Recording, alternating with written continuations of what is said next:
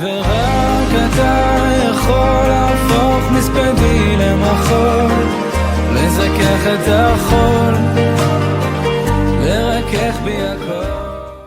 Voilà mes chers amis, Moadim et Simcha. Vous savez que ce soir ça va être Shabbat de Chol HaMoed Sukkot. Ce Shabbat il a une particularité, c'est rapporté dans le tour au nom de Rav Hai Gaon, que nous allons demain lire la Haftara d'un passage dans le livre de Yecheskel qui parle de la guerre de Gog et Magog. Quand on parle de la guerre de Gog et Magog, on pense tout de suite à la fin des temps, cette guerre dont il est dit qu'elle aura lieu après Kibbutz Galuyot, après que tous les Juifs soient revenus en Eretz Israël. Et en fait, cette guerre, à la différence des autres qui ont toujours eu pour objet d'asservir Israël, comme les guerres de conquête de Yerushalayim, lorsqu'il y a eu les exils successifs depuis Nebuchadnezzar, le roi de Babel, puis la Perse, puis la Grèce, et enfin Édom, l'Occident, cette guerre-là, les sages nous apprennent, c'est une guerre qui va être en fait al Hashem ve'al Meshicho, contre Akadosh Baruch Hu et contre le Mashiach. Et il faut essayer de comprendre pourquoi lisons-nous cette guerre, cette Haftara, à Chol HaMoed Sukkot. Rav Hai Gaon nous dit, parce qu'on nous dit que la guerre de Gog et Magog aura lieu pendant la fête de Sukkot. Alors juste une petite explication. Vous savez que quand on dit Gog ou Magog, en fait ce ne sont pas deux peuples, c'est un peuple qui s'appelle Gog dont le roi s'appelle Magog. Et les sages nous apprennent que si on regarde dans la Torah, dans l'épisode de Noach, dans Parashat Noach, après l'histoire du Maboul, tout le monde connaît l'histoire de Noach qui a planté une vigne, qui a récolté du raisin, qui en a fait du vin, et un jour il a bu de ce vin, il s'est enfermé dans sa tente entièrement ivre et surtout entièrement dénudé. Et voilà qu'il avait 3 fils, Shem, Ham et Yefet. Ham a vu la nudité de son père et il a appelé ses frères pour qu'ils voient eux aussi. Lorsqu'ils ont compris ce qu'il se passait, la Torah nous dit Vayikar Shem Vayefet et Asimla. Vayasimu al Shechem Shenehem, Vayelchu Achoranit, Vayichasu et Ervat Avihem, Vervat Avihem lo Ra'u. Ce qui veut dire qu'ils ont tout de suite, quand ils ont compris ce qui se passait, pris un vêtement, une couverture, qu'ils ont mis donc sur leur épaule. Ils ont marché à reculons pour recouvrir leur père, afin qu'il ne soit pas dégradé. Et les sages nous apprennent que comme dans le passouk, il est dit Vayikar Shem Vayefet et Asimla, il a pris Shem et Yefet le vêtement, alors que normalement, en grammaire, on aurait dû dire Vayikru, ils ont pris, puisqu'ils étaient 2. Mais la Med, on apprend, nous dit Rashi, Shenit Ametz Shem Yoter mi Yefet. Qu'en fait, Shem, c'est plus investi.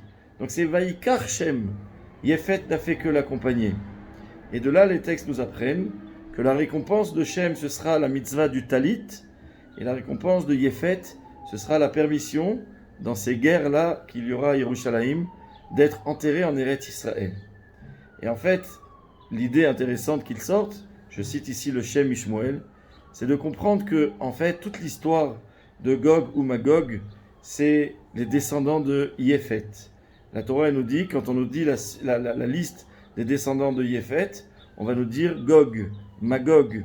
Et donc on va nous dire que Yefet a en lui ce caractère qu'il va transmettre à Gog ou Magog, qui est celui de faire un acte, mais en le faisant de façon extérieure, c'est-à-dire de façon subalterne.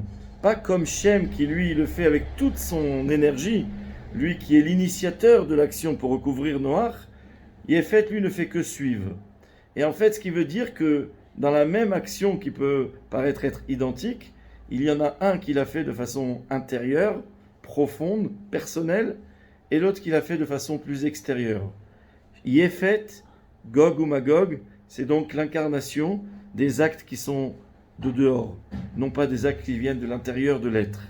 Et donc on veut nous dire, puisqu'on sait tous que la fête de Sukkot, c'est une fête particulière, puisque vous savez que dans l'être humain, dans l'homme, il y a cette capacité de contenir, de mélanger cette neshama qui est en nous, l'âme, donc qui est la pnimiut, l'intériorité de l'être, et aussi le corps, qui est l'extérieur, l'enveloppe extérieure. Et voilà qu'à Sukkot, il se passe quelque chose de curieux.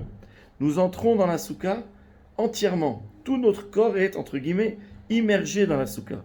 Ce qui veut dire que la fête de Sukkot se bat, lutte contre la dimension extérieure des choses. La Souka, elle vient et elle avale l'extériorité d'Israël et elle fait que tout Israël, aussi bien dans son caractère intérieur qu'extérieur, baigne, est imprégné et là entièrement aspiré par la Souka. Donc en fait, la fête de Sukkot, c'est cette fête qui permet à Israël de transformer même son aspect extérieur de sa personne et des choses en général en quelque chose d'intérieur, l'intérieur de la Souka.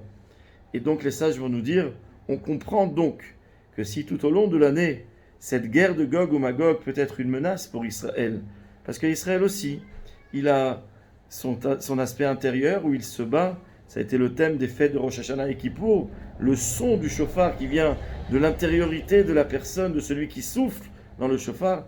Et puis, toute l'année, Israël, il a aussi ce caractère extérieur des choses, c'est-à-dire son corps, son enveloppe, son souci de faire attention à lui, de se nourrir, de se vêtir, etc. Et là, dans ce mélange de ces deux choses-là, arrive la fête de Sukkot.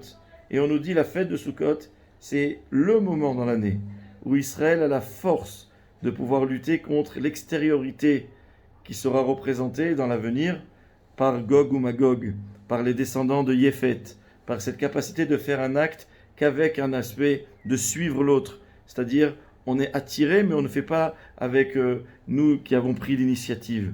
Eh bien, si on comprend cela, on comprend donc pourquoi le Shabbat de Chol HaMoed Sukkot, c'est le Shabbat qui est le plus adapté pour lire la Haftara de Gog ou Magog, comme nous le dit Ravaï Gaon, parce que cette guerre aura lieu pendant le Shabbat, pendant plutôt la fête de Sukkot. Alors qui sait, peut-être que la fête de Sukkot, nous en sommes qu'à la moitié. Be'ezrat Hashem, nous prions tous pour que le Mashiach arrive à chaque instant.